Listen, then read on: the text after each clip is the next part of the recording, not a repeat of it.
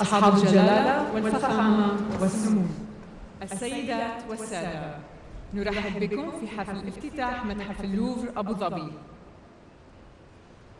يشرفنا الآن دعوة صاحب السمو الشيخ محمد بن راشد آل مكتوم نائب رئيس الدولة رئيس مجلس الوزراء حاكم دبي لإلقاء كلمته. Vos Majestés, Excellences, Mesdames et Messieurs, bienvenue à la cérémonie d'ouverture du Louvre Abu Dhabi. Son Altesse Mohammed bin Rachid Al Maktoum, vice-président et premier ministre des Émirats unis, souverain de l'Émirat de Dubaï.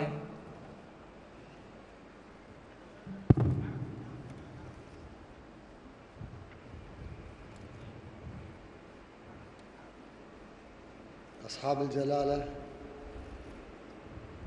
والفخامة والسمو، الحضور الكريم، السلام عليكم ورحمة الله وبركاته. نرحب بكم ونحييكم من أرض دولة الإمارات ومن عاصمتها أبو ظبي، عاصمة الثقافة والفن والمعمار والإبداع الإنساني.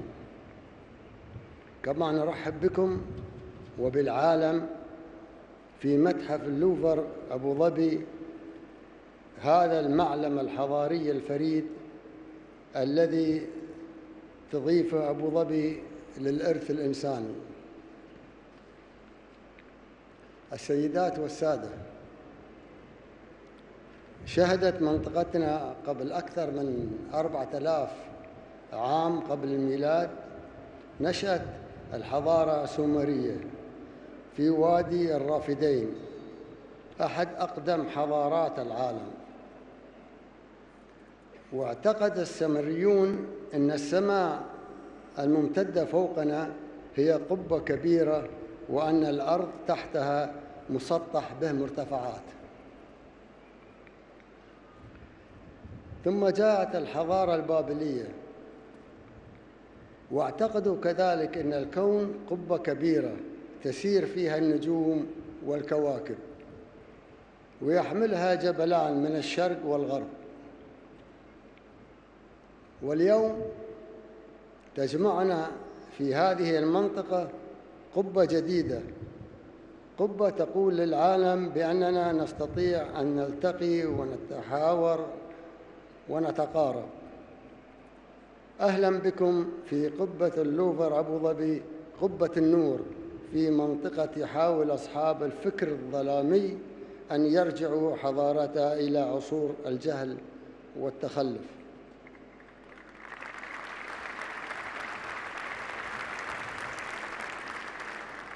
السيدات والسادة، متحف اللوفر أبو ظبي تحفة معمارية ومفخرة ثقافية ومحطة فنية ستجمع الشرق والغرب. إنه يمثل قدرتنا على بناء جسور تواصل بين الحضارات في عالم يريدون له أن يكون صراع بين الحضارات، كما يمثل قدرتنا على محاربة الظلام بالنور، ومحاربة الجهل بالفنون، ومحاربة الإغلاق بالانبداع، ومحاربة التطرف الفكري بالجمال الفني الذي أبدعته العقول البشرية منذ آلاف السنين. السيدات والسادة، التاريخ مسيرة متواصلة من البناء الحضاري بين مختلف الشعوب. لم تقم حضارتنا العربية والإسلامية إلا على الحضارات التي سبقتها، ولم تبدأ النهضة الأوروبية إلا بعد تواصلها مع حضارتنا الإسلامية. واليوم نحن نعيش حضارة عالمية إنسانية مشتركة، أهم ما يمثلها هو متحف اللوفر أبو ظبي كرمز للتلاقي الفكري والإنساني وعنوان للتسامح والتواصل.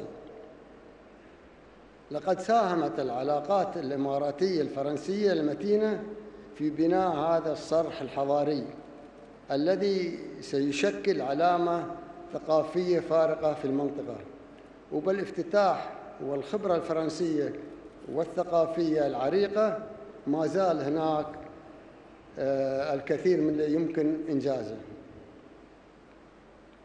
ندعو من هذا المنبر ليس فقط للحوار والتواصل بين الحضارات، بل للتحالف بين الحضارات، تحالف يحمي الحضارة الإنسانية من أعدائها. دولة الإمارات لم تجد حليفاً وصديقاً أفضل من الجمهورية الفرنسية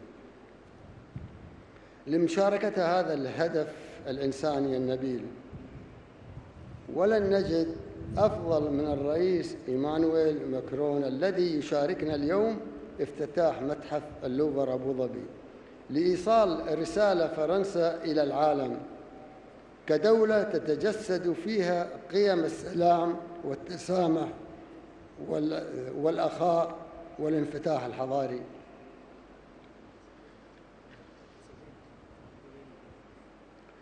السيدات والسادة، تنطلق رسالة متحف اللوفر أبو ظبي من قوتنا كبشر في تواصلنا، وقوتنا في تبادل ثقافاتنا، وقوتنا في التعلم من إبداعاتنا المختلفة، وقوتنا في تلاقي العقول وتعارف الشعوب وتحالف الحضارات.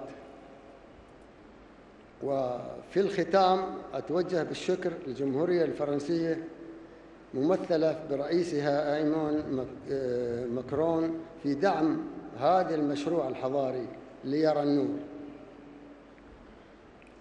وأيضاً باسمي وباسم شعب الإمارات وباسم دعاة الخير والسلام في المنطقة والعالم أحب أن أشكر الرجل الذي وقف خلف هذا المشروع وليدفع العالم حضارياً وثقافياً للأمام. شكراً أخي محمد بن زايد.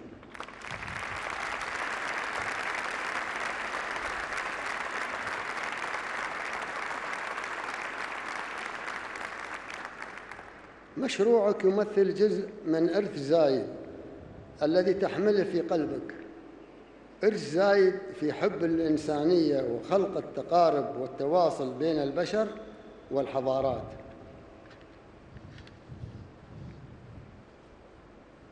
من هنا نقول أن متحف اللوفر أبو ظبي سوف يمثل أجمل ما في الشرق وما في الغرب، وسيكون ملتقى لمحبي الفن والجمال والثقافة من كل أنحاء العالم. شكراً لكم والسلام عليكم ورحمة الله.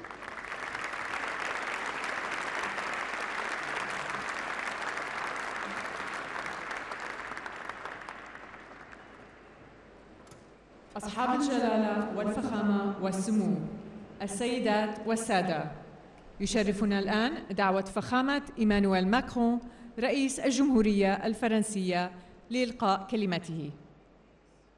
Vos Majestés, Excellences, Mesdames et Messieurs, Emmanuel Macron, Président de la République française. Altesse, Majesté, Messieurs les Présidents, Mesdames et Messieurs les Ministres, Mesdames et Messieurs. Au moment d'inaugurer le Louvre Abu Dhabi, aux côtés de mon ami le prince héritier Mohammed bin Zayed, que je remercie très chaleureusement pour son invitation, une phrase me revient qui semble définir ce qui nous unit aujourd'hui. Cette phrase, elle n'est ni de votre culture, ni tout à fait de la mienne. C'est la phrase prononcée par le personnage d'un roman russe, un personnage de Dostoïevski, qui dit « La beauté sauvera le monde ».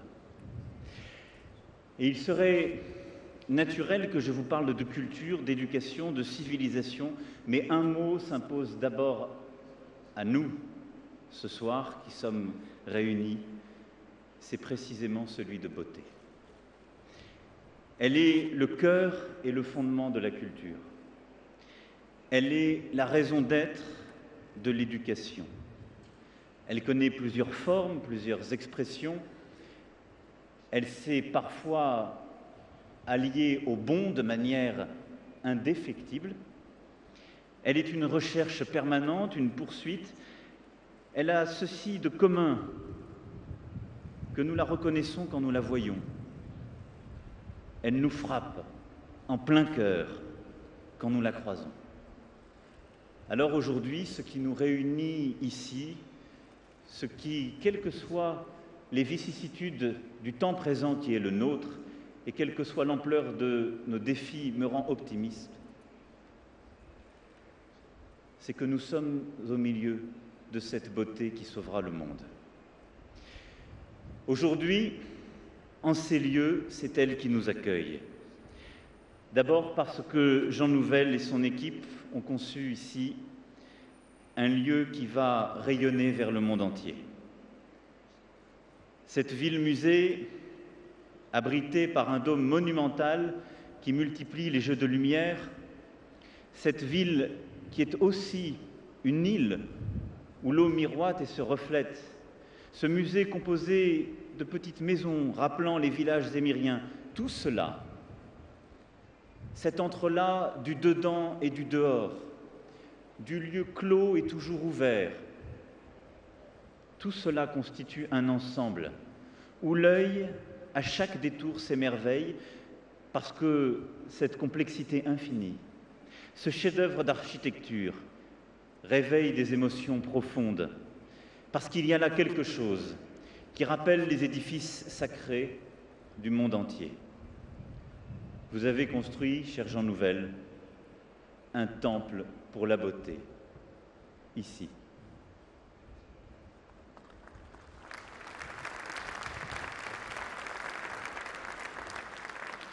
Et ce lieu si sophistiqué et si simple à la fois accueille des œuvres d'exception. C'est le génie de l'humanité qui converge ici à travers ses plus grands artistes. Et pour un pays comme la France, je dois vous l'avouer, cher prince héritier, cher ami, pour un pays comme la France, se séparer, même sous forme de prêt, de quelques-unes de ses plus belles œuvres ne va pas de soi.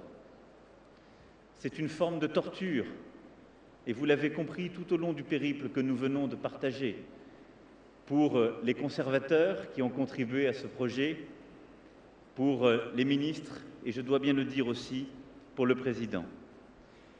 Mais vous savez que nous sommes un pays qui n'a eu de cesse d'acquérir les chefs-d'œuvre du monde entier et de construire des musées somptueux, dont le Louvre et le vaisseau amiral. Et l'idée de faire sortir ces œuvres de nos frontières nous est parfois moins naturelle, même si nous le faisons régulièrement pour les grandes rétrospectives des musées du monde entier. Mais cette fois, ce qui se joue ici est profondément différent.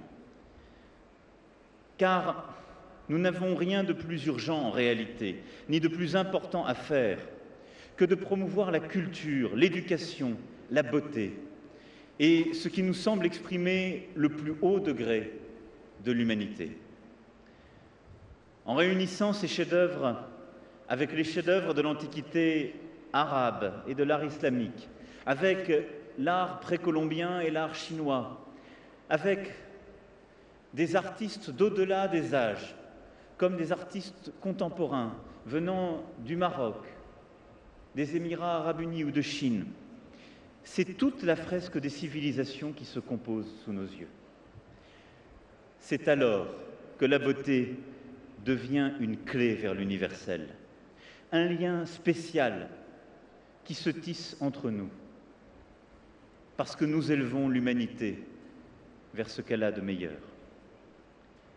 La beauté est en soi une éducation, parce qu'elle nous incite à viser plus haut, à sortir de nous-mêmes, de notre condition, parce qu'elle nous apprend que nous sommes au monde pour agir, mais aussi pour contempler, pour réfléchir, pour dialoguer, parce qu'elle nous met face à notre condition humaine dans un monde qui s'emploie tellement à nous ravaler au pire de nous-mêmes, parce qu'elle nous apprend que la beauté est aussi d'ailleurs, et que la beauté d'ailleurs est parfois tellement semblable à la nôtre.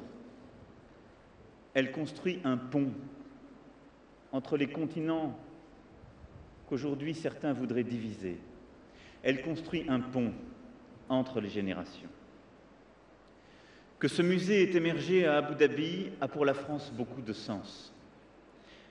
Vous êtes aujourd'hui à l'épicentre de ce monde dont la globalisation s'accélère. Vous êtes le point névralgique où se rencontrent le monde occidental et le monde oriental. Vous êtes tourné vers l'Europe, autant que vers le monde arabe et vers l'Inde et la Chine. Vous tenez ce point d'équilibre entre le continent européen, le continent africain et le continent asiatique. Vous êtes au cœur des tensions géopolitiques qui secouent le monde. Vous êtes partie prenante à ces défis civilisationnels et religieux éminemment complexes, mais aussi aux crises climatiques déterminantes qui nous traversent. Aussi, ce qu'ensemble, ici, nous édifions, c'est en quelque sorte la concrétisation vivante de ce musée imaginaire rêvé par Malraux. Ce sont ces chefs-d'œuvre de tant de continents et de tant d'époques, ainsi rassemblés, ainsi résumés. Et le faire ici a un sens tout particulier. Tous ces défis, vous les affrontez avec un esprit de responsabilité auquel je veux rendre hommage. Vous les affrontez, cher Mohamed, avec une détermination, un courage qui font que la France sera toujours à vos côtés comme elle l'est aujourd'hui, pour ce défi du beau comme pour tous les autres défis.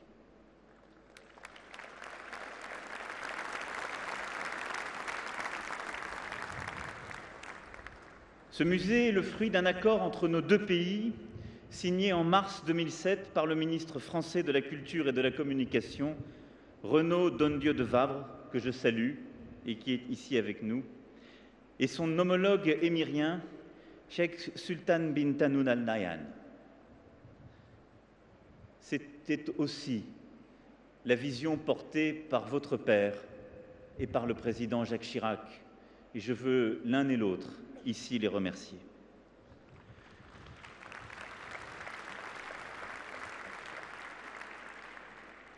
C'est cet accord qui a créé une agence dénommée depuis France Muséum pour piloter ce projet. Monsieur Marc Ladré de la Charrière, à qui je souhaite rendre hommage aussi ce soir, a présidé son conseil d'administration depuis sa création. L'agence France Muséum coordonne les prêts de 13 musées français, 13 institutions qui sont avec nous ce soir, avec vous, depuis tant et tant d'années. Il m'est impossible de le citer tous, mais tous ont mis leur savoir-faire au service de la création de ce musée, en prêtant des œuvres majeures de leur collection, dans un esprit coopératif et engagé. Nous les avons vus en parcourant des impressionnistes à l'art précolombien, des statues Nock aux peintures du XIXe siècle français. Mais je veux ici tout particulièrement saluer l'engagement des 2 présidents directeurs du musée du Louvre qui ont conduit ces travaux, l'actuel, Jean-Luc Martinez, et son prédécesseur, Henri Loiret.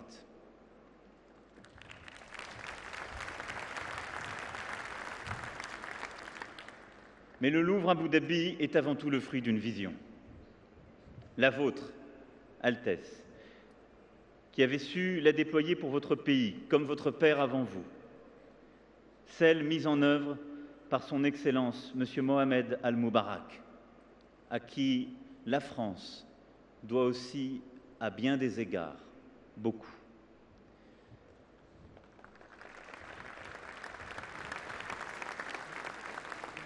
C'est aussi celle de ceux, d'abord, qui ont eu l'audace de coucher ce projet sur le papier, de celles et ceux ensuite qui ont eu la force de le concrétiser malgré l'ampleur de sa tâche. La France sait qu'elle doit tenir son rang dans ce dialogue des cultures, dans ce rayonnement de l'art et du patrimoine. Nous inaugurons là un lien tout particulier entre nos deux pays. Ce Louvre du désert et de la lumière que vous avez voulu, c'est évidemment un lien pour au moins les 3 décennies qui viennent. Mais je le crois très profondément, bien davantage encore. Mais c'est surtout la réponse que la France, à vos côtés, doit pour lutter contre tous les obscurantismes. Nous voyions tout à l'heure, en passant, le visage bien connu de Napoléon. Il fut un homme de conquête et il a parfois ramené, je pense aux conquêtes d'Égypte, nombre de grandes œuvres qu'on peut retrouver au Louvre comme dans d'autres musées français. C'est d'une autre conquête dont il s'agit aujourd'hui.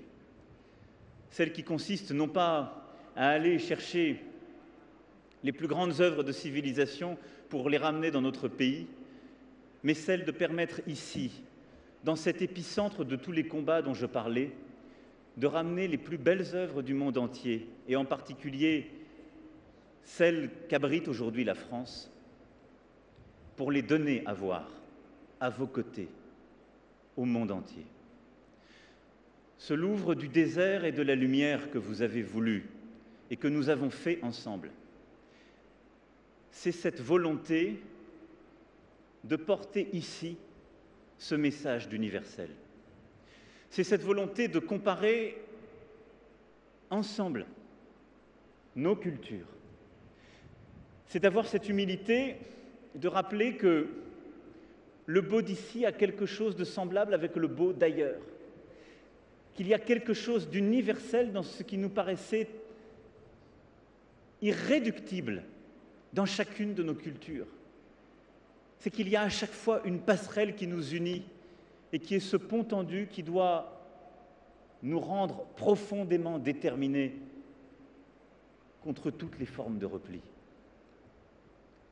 Ce Louvre de la lumière et du désert, c'est ce message envoyé contre tous les obscurantismes. C'est ce message envoyé et ce courage que vous avez voulu. Celui de remettre votre religion dans ce qu'il a toujours fait et que vous venez de rappeler avec beaucoup de courage. Ce message d'un syncrétisme profond. On ne peut pas aimer la religion qui est la vôtre ici si on ne rappelle pas que dans cette région, tous les grands monothéismes sont nés et que l'islam est né de ce palimpseste de culture et de civilisation qui font que de manière indétricotable, irréductible, nos religions sont liées, nos civilisations sont liées, et que ceux qui veulent faire croire, où que ce soit dans le monde, que l'islam se construit en détruisant les autres monothéismes sont des menteurs et vous trahissent.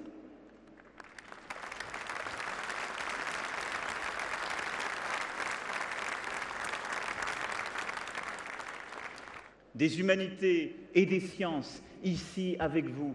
Ce sera le combat pour la langue française, que je veux plus forte et plus rayonnante, ici comme dans toute la région, à vos côtés. J'ai un rêve secret, mon cher ami, mon cher prince, c'est que le français reprenne sa place dans ton enseignement secondaire et partout dans les écoles publiques. Et j'y prendrai toute ma part pour y aider. Parce que le français n'est pas une langue fermée, c'est une langue de traducteur, c'est une langue de passage. C'est une langue qui s'est toujours construite dans le plurilinguisme. Et la Jordanie le sait bien, comme nombre des pays qui sont là, et le Maroc le sait parfaitement. Je veux une francophonie forte, parce que je veux une francophonie qui portera avec vous ce combat en Afrique, au Proche et Moyen-Orient, un combat contre l'obscurantisme. Le français, c'est la langue de la raison, c'est la langue de la lumière, c'est la langue de ce dôme, parce que ça n'est pas une langue fermée, c'est une langue qui s'est matinée de tous les continents où elle a été. Parce que cette francophonie ne doit plus être une langue des complexes, la complexe de ceux qui ont colonisé ou de ceux qui ont décolonisé. Ça doit être aussi la langue de la jeunesse, de cette même conquête. Alors si je suis ici avec vous, ça n'est pas simplement pour ouvrir un musée fermé avec des œuvres magnifiques de tous nos continents. C'est pour ouvrir ce merveilleux piège à bêtises qu'a créé Jean Nouvel par votre volonté. Parce que nous allons attraper toute la bêtise du monde et la détruire ici. Parce que ceux qui penseront juste venir voir des œuvres découvriront qu'on ne sort pas indemne de ces passages. Parce qu'ils découvriront que, en croisant des artistes comme Léonard de Vinci, comme les auteurs du Dragon chinois, comme vos photographes, comme tes peintres, ils découvriront à chaque fois des esprits rebelles. Tous les artistes ont un point commun, quel que soit leur continent ici. Ils ont méprisé la bêtise. Ils ont défié l'ordre établi. Ils ont cru dans la jeunesse. Ils ont aimé la liberté, plus que tous les privilèges. Ils ont cru dans la raison, contre l'obscurantisme. Ils ont voulu la tolérance et la fraternité parce qu'ils voulaient passer quelque chose, plus que la destruction. Ils ont peint des visages, ils ont sculpté même des nus, parce qu'ils ont voulu tout cela. Et le courage que vous avez eu à vouloir le faire ici, c'est ce même esprit de conquête que nous allons ensemble porter pour les prochaines décennies. Parce que c'en est ici la place, parce que c'est ici notre combat, parce que c'est ici notre volonté. Alors que personne ne se trompe, dans ce lieu où la lumière change à chaque heure, ce qui commence ensemble, c'est notre combat pour l'humain, c'est notre combat indéfectible contre tous les replis et tous les discours de haine. C'est notre volonté de défendre le beau, l'universel, la création, la raison, l'intelligence, la fraternité. Parce que c'est ce qui nous a fait, les uns et les autres. Alors mes amis, ici commence le combat d'une génération pour notre jeunesse. Ce combat, nous le porterons avec l'esprit de conquête parce que nous avons à nos côtés le beau du monde entier. Merci pour cela et merci pour tous les combats à venir. Merci à vous.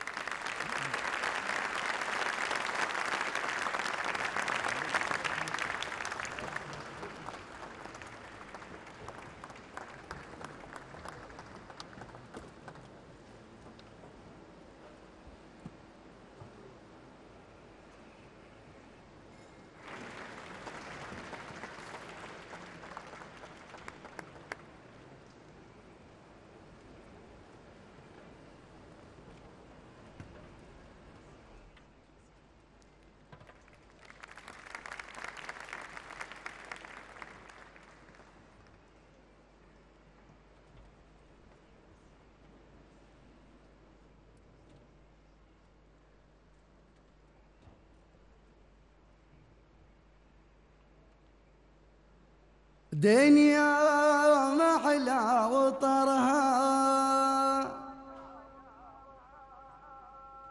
فيها زهت الأنوار كثر الخير وشيرها وتوفرت الأثمار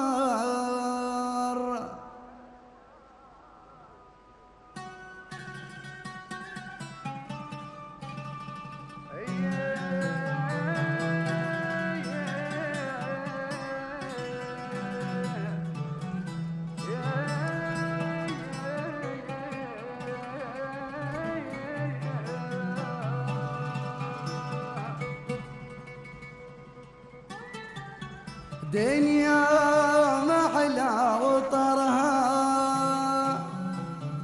فيها زهت الأنوار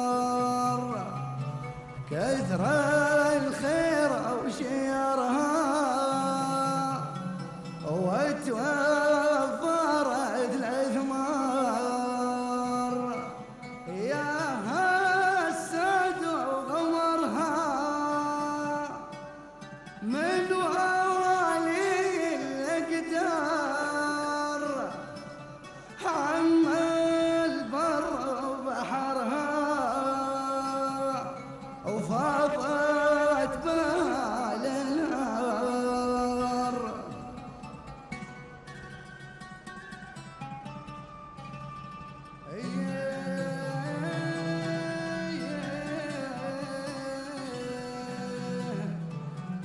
Yeah.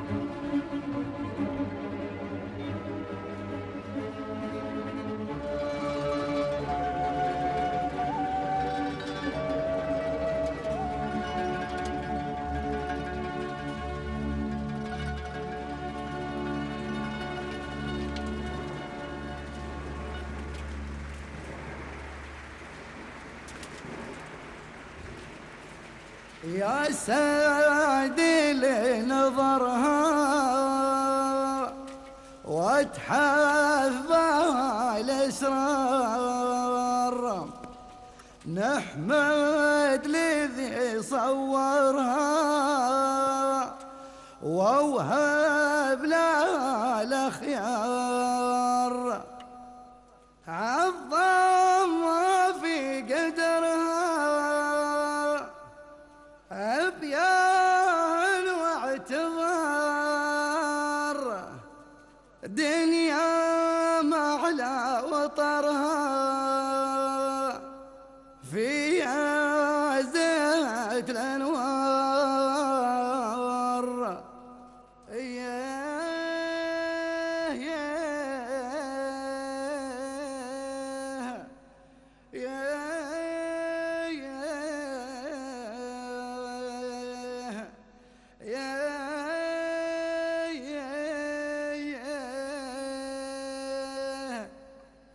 نحمد الذي صور